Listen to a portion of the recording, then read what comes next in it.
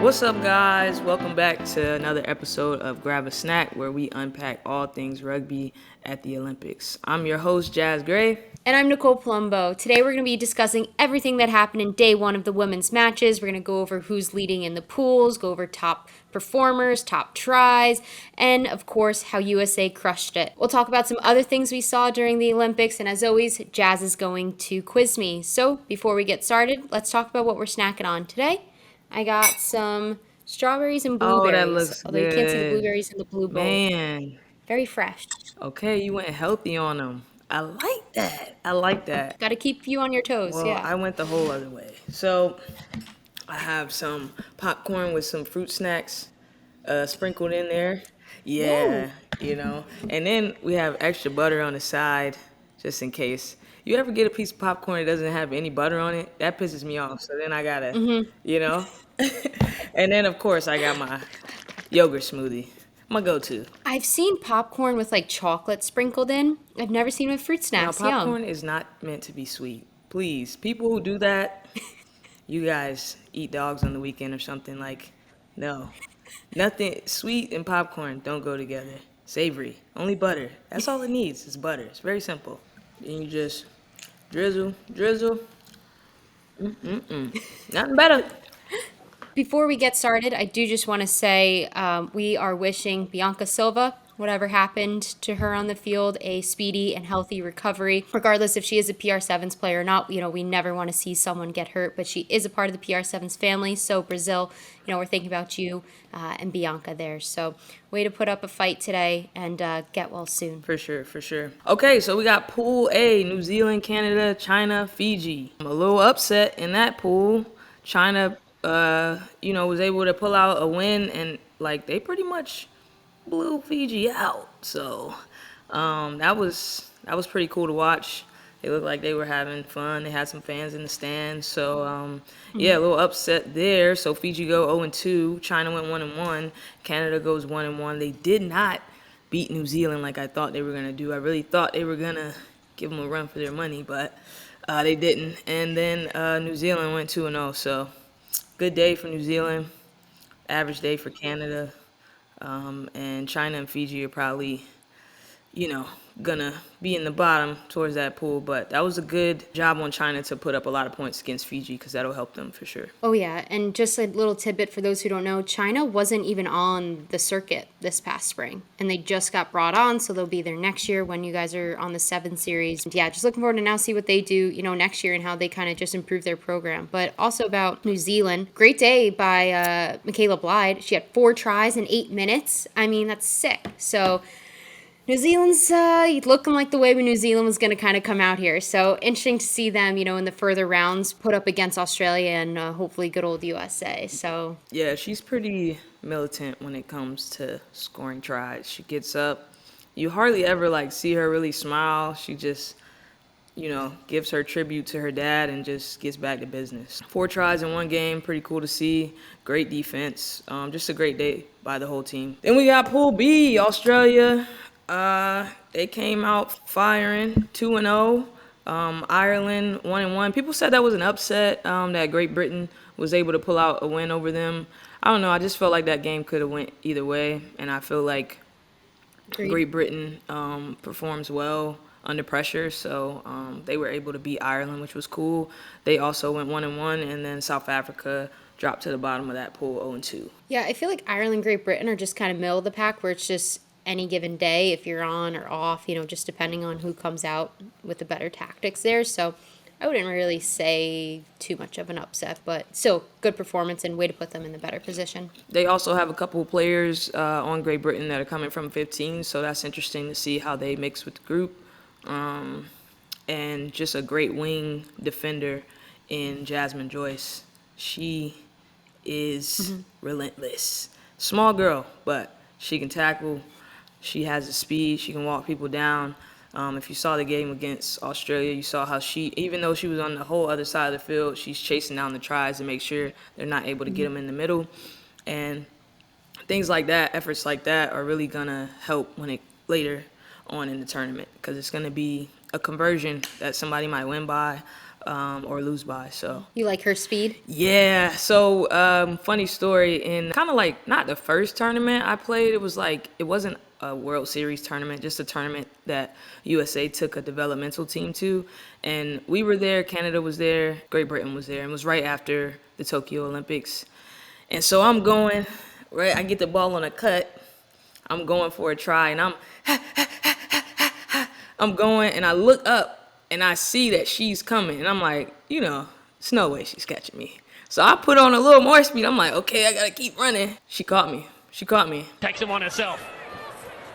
Looking for a switch with Jazz Gray. Jazz Gray's got tremendous speed. It's opened up for her. Jazz Gray. She's being chased though. This is a tremendous foot race. It's Jazz on Jazz. And what a tackle from Jazz Joyce. You won't see that again. And every time I talk to my brother, he always reminds me, like, hey, you remember when the girl from Great Britain ran you down 80 meters? Yeah.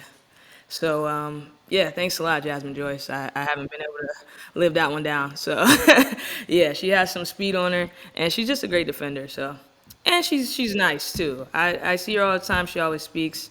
Nice girl. Still gives me nightmares. And then, last but not least, Pool C, France 2-0, USA 2-0, Brazil 0-2, Japan 0-2. So it'll be interesting to see how like this shakes out. So France starting off, I didn't think they were like really in form, but that last game they played, they were looking like they were hitting on all cylinders. And same thing with the U.S. I know they had like a bumpy start against Brazil, but sometimes that happens in games. It just takes a minute to like get yourself going. I was happy they were able to like score a try in the last seconds just to, keep those margins wide and put themselves in the best place for, the quarterfinals. So that was good. Brazil and Japan couldn't get it done today, but one of them got to come away with a win tomorrow. So we'll see who comes out on top there and is able to take third in the pool. So Before we go a little bit deeper into USA, you talked a little bit about France, how they're coming out better than what you predicted them to be. What's it going to take for USA to get past them tomorrow? It's going to be two really good teams going head to head. What has your history been like, and what do you think tomorrow's going to be? we have had like a lot of back and forth with France, but I think we really got their number down. I think as long as USA comes out and does a game plan, which will probably be to get a lot of depth because they just fly up and are looking to try to make you make a mistake. So as long as we just stay calm, get our depth, and stay deep enough to get the ball wide, I think we'll be fine against them. And they were looking good, but so were we. And I don't think they'll have much problem with France tomorrow, to be honest. They look really good today, so. Okay, so tomorrow against France, who's their biggest weapon? Who do we have to look out for most tomorrow? Although they have like some great playmakers, I think their two biggest weapons are Siofani and Okemba. So they're both very fast, very tall, long wingspan. So that just makes for a hard person to tackle, get down to the ground.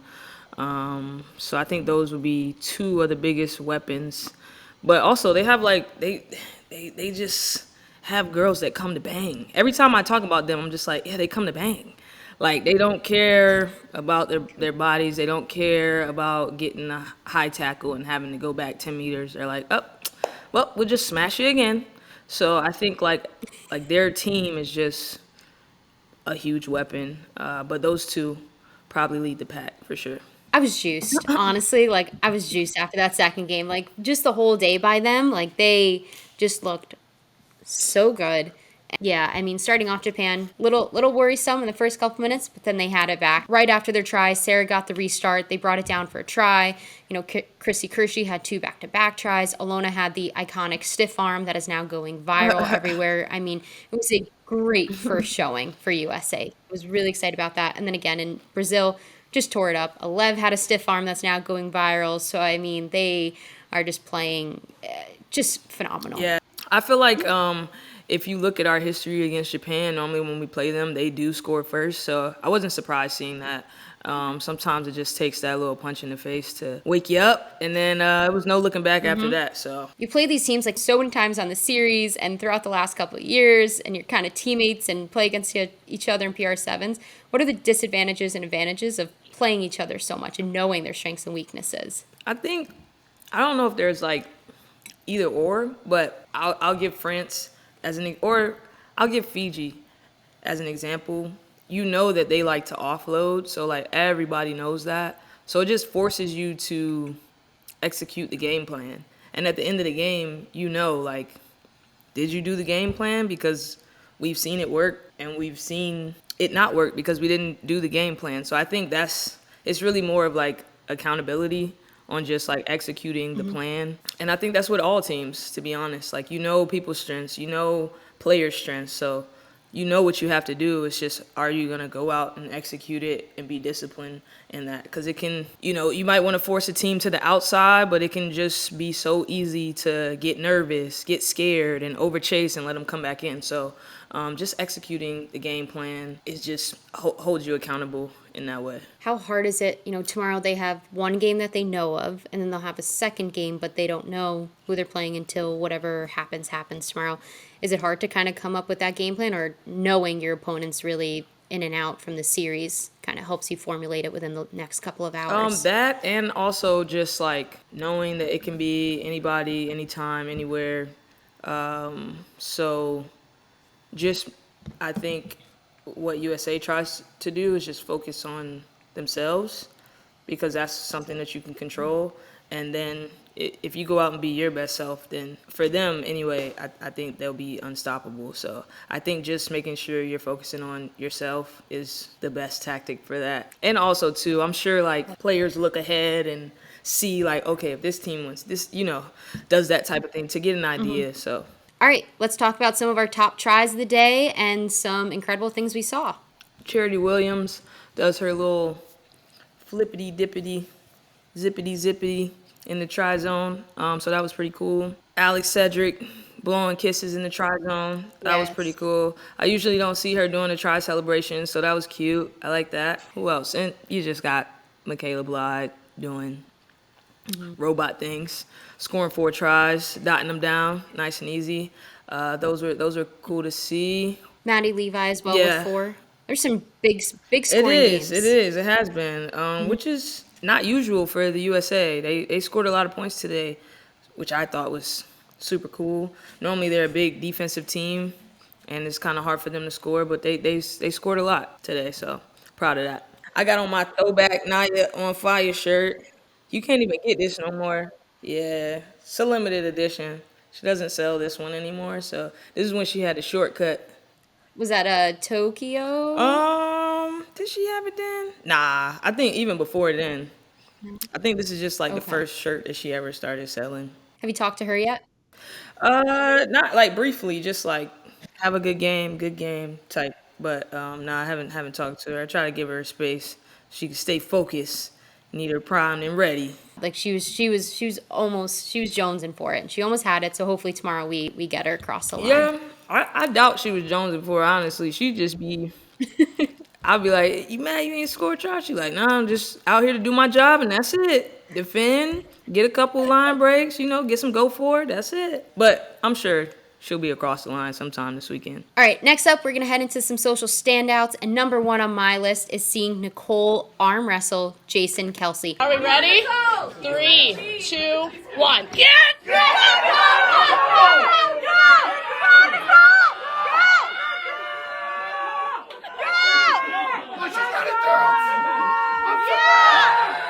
on, Nick!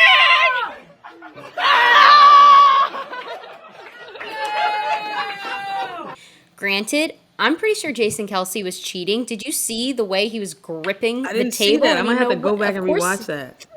You got to watch tape. You got to rewind, and he is gripping the edge of the table because I think Nicole was about to have him, and he was like, "Oh shoot, I got to turn on the afterburners," and then he won. But really cool experience, just like that she got to do that with him, and I know her Chris and some other former Eagles were watching the game with Jason and Kylie, which I'm a huge Kelsey fan over here. So really happy for them, really jealous, and yeah, just awesome. I mean, today was a good day for the sport. You had Kelsey's there supporting the Eagles, and a lot of good support online too from the stiff arms going viral. That was my number one over He there. has a podcast as well, and he always talks about rugby. Not always, but I've seen clips where he's talked about rugby on his podcast. So good to see that he's a fan. So one of his best friends, Jordan Malata played rugby, so he's kind of got him into rugby a little bit. Hopefully he can come on over to our side next year post-Olympics, maybe do some stuff PR Sevens, just become a fan. We need more people like Jason, big personalities coming in and supporting the sport, because as we've seen this week, it's awesome. Sorry. Swallow.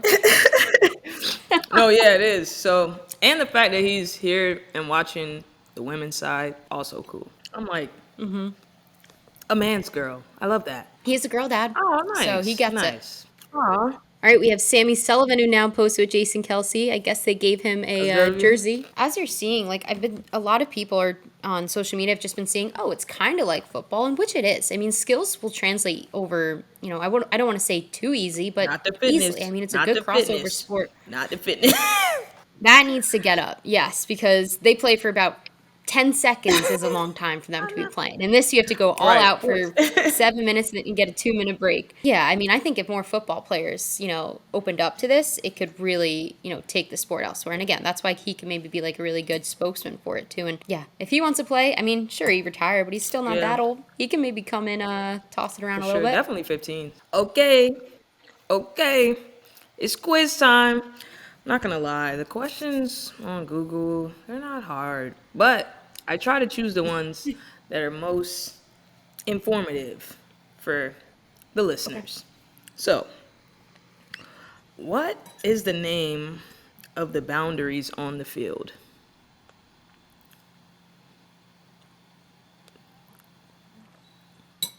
Like the pylons? That is incorrect. I have stumped you. Boundaries? Like the like the lines? Right. What? Those are the touch lines. Oh, okay. Yeah, I really no clue there. I was like, Got she's for it. sure gonna get this. Nice. That made my day better. Now, is a touch line like the whole perimeter? Yes. Okay, cool. And then you have the try line, which is Try line. where you score over that. So like if the ball is kicked out, knocked out, people say it's gone into touch. Okay. I taught you Good. something today. You got me. We might be tied up. We might be 2-2 over here. Nice. Damn. That made me happy. All right, good job, Daz. Thank you guys again for tuning in to another episode of Grab a Snack, where we unpack all things rugby at the Olympics. Tune in again tomorrow, where I'm sure the girls are going to put on another great show, and we'll be back to unpack it all. Okay?